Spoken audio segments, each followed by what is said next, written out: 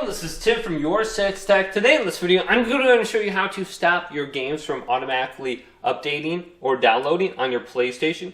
So if I go to the home screen right here, and I go to where it says notifications, I can select this. And if there is a game downloading in the background, I can select it and then go to pause or cancel and delete right here. So let's pause Dreams.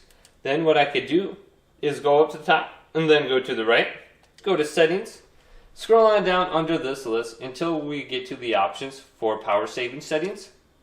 Then go to set features available in rest mode. And what we could do is disconnect our PlayStation 4 from the internet when it's in rest mode, so it's not going to automatically update in the background. So we have that option right here. Then we can back out of here and go to the main settings menu and then go to system and then scroll on down until we get to automatic downloads. And then we can turn off these settings right here.